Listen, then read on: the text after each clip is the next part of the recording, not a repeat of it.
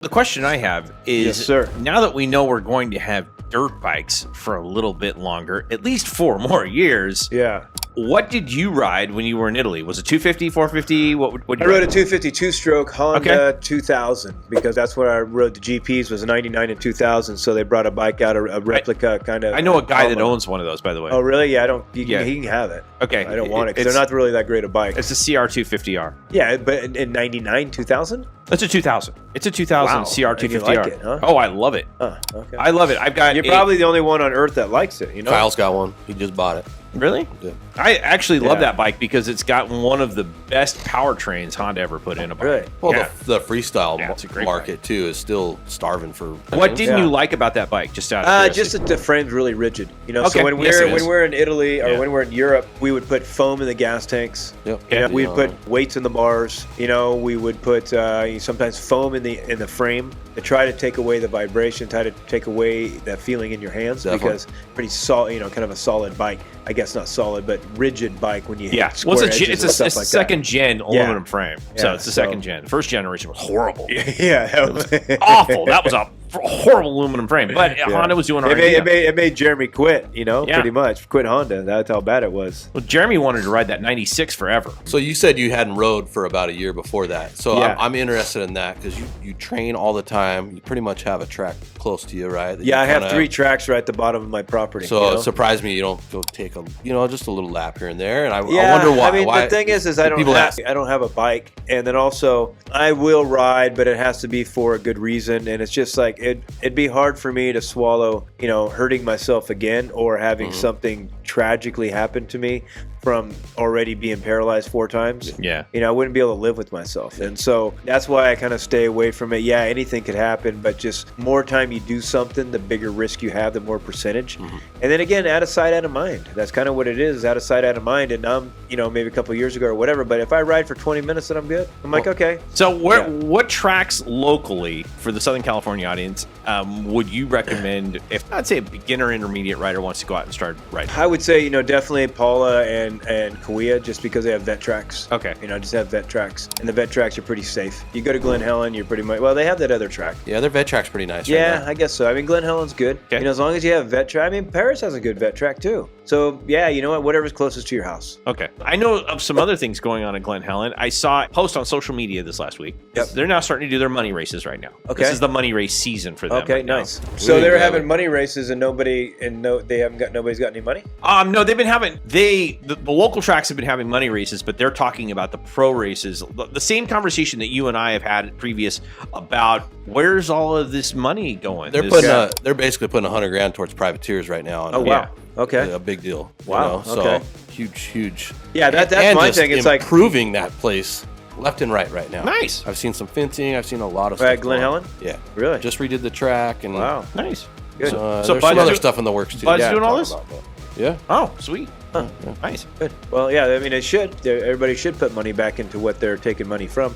That's my whole thing about the sport. Yep. It's like I'm working with this guy. We're getting it going. But to have this foundation of everybody, Honda, Yamaha, Kawasaki, Suzuki, Fox, Answer, MX Sports, everybody. Distributors, their manufacturers. Everybody makes money off riders. But what do they give back to the riders? Nothing. They don't give any support to the riders of when they get injured. They don't give any. The purses aren't bigger. There's nothing for the riders when they're done racing. So where you guys are so fucking greedy in this sport that you just take everything from the riders. Give me, buy our stuff, buy our stuff, buy our stuff, buy our stuff. But you're not doing anything for the rider that's in the sport.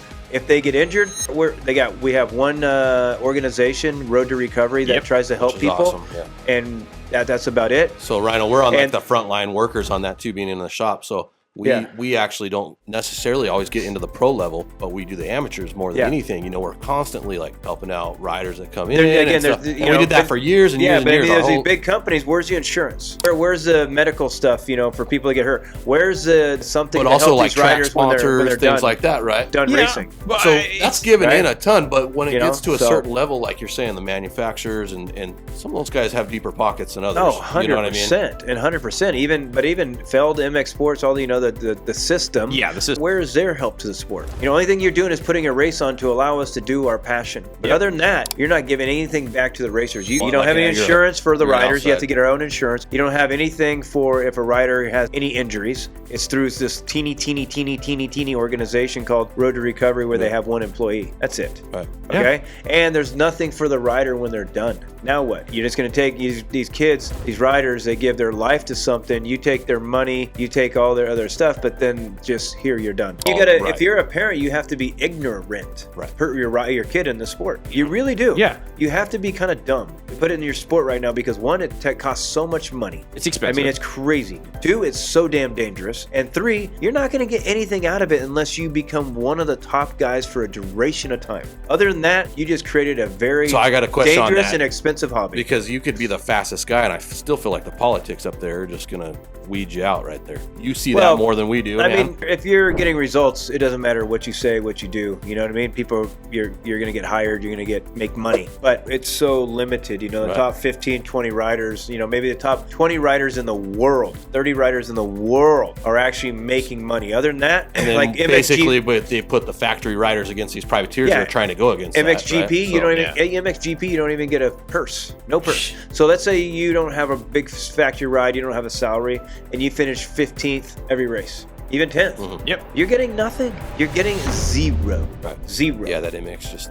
Even with the Nationals, the guy that's getting 15th doesn't have a salary, doesn't have this, is maybe making $1,000 if that a week. And you got a situation where you got the NFL or Major League Baseball or even NHL. NHL is probably the lowest of the professional level sports that still they have a housing program and they still have a farm program to take care of a paycheck to take care of those B-level, C-level players on the hockey rink. Motocross being the most dangerous sport out of all of them has absolutely nothing for their riders. And yet, why can't the riders form a union? Why can't the riders have a grievance or maybe get the NLRB, the National Labor Board, involved and go, listen, we are an organization of riders, like the AMA is an organization. We are an organization of riders, and we will tour with you, but for a base salary.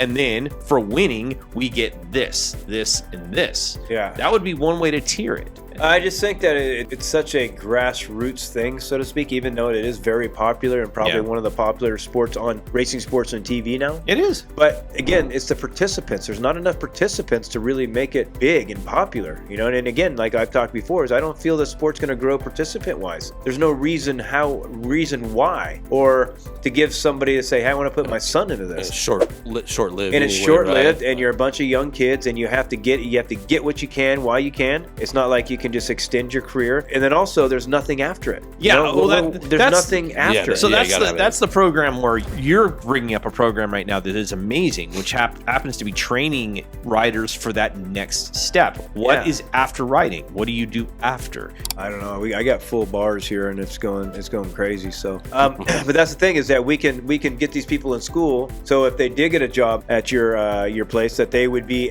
they can learn how to be better salespeople. You know what I mean? Like go to schools and have a degree there or whatever. So, but that's the thing is like, so we can lead people to be like a plumber, electrician, a pilot, sales, business, all this, but give them direction, give them roads, give them an easy way to do that where they're not just going, now what do I do? Yeah. Or do they have to go down this road that we all go down and just go, I'm going to be a coach now? There's so many coaches now. It's like there's more coaches than there are racers. Yeah. So kind of, right? And then and a lot of people can't even afford the coaches anymore because how much motocross costs. And what are these people doing in motocross? They're raising prices. They're raising prices. The promoters are raising prices, the bike companies are raising prices, the gear companies are raising prices, but nobody's making more money as salary. And that's making the sport kind of die. Yeah. I mean, look what's happened at KTM. Oh, I was going to ask you about that. There's 3 teams in Europe that shut the doors because there's just no profit in it. Monster has cut everybody's deal. Really? Everybody's deal. There's no Monster helmets anymore, and anybody that is sponsored by Monster, you take this deal or that's it. You know what I mean? You take this deal or that's it.